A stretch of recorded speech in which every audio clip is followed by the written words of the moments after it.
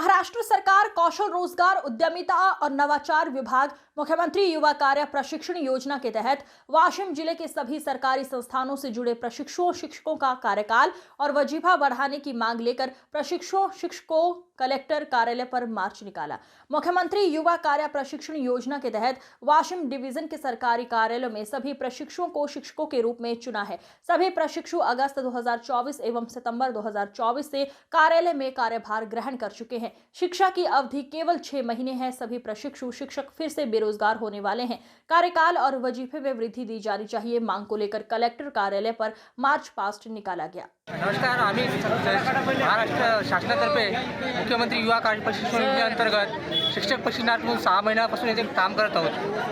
पण आता महाराष्ट्र शासनाने नवीन जाहिरातीनुसार या प्रशिक्षणार्थी पक्षासाठी नवीन पदभरती काढण्याचा निर्णय घेतलेला आहे। तरी आम्हाला शासनाची हीच विनंती आहे की आता जेव्हा इलेक्शन आपण घेण्यात आलं तेव्हा आपण आम्हाला प्रशिक्षणार्थ म्हणून रोजगार दिला। मग हा तुमचा एक डाव होता का नुसता निवडणुकीपुरता?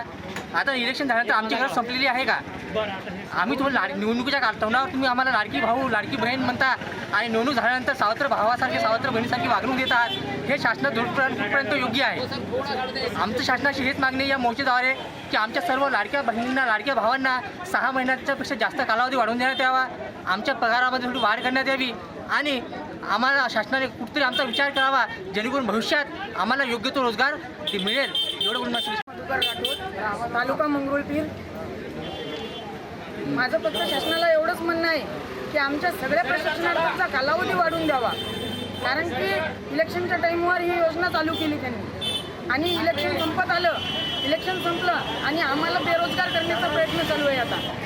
आता जिल्हा परिषदेच्या निवडणुका पण येत आहे आणि त्यांचं म्हणणं एवढंच आहे की नवीन पदभरती करायची, हे पण प्रशिक्षणार्थीमध्ये। तर आम्हाला कालावधी वाढवून देणं हे पण प्रशिक्षणार्थीच आहोत, आम्ही कालावधी पूर्ण केलेला आहे, आम्हाला त्या गोष्टीचा अनुभव आलेला आहे। 6 महिने आम्ही शाळेवर प्रशिक्षण म्हणून काम केलं, तिथलची सगळ्या सोयीसुविधा आम्हाला सगळ्या माहीत झालेल्या आहे। कशा प्रकारे मुलांना हँडल करायचं, कशा प्रकारे शिकवायचं हे सर्व आम्हाला माहीत झालेलं आहे। तरी सरकारनं माझी हात जोडून विनंती आहे की आमचं कालावधी वाढवून द्या।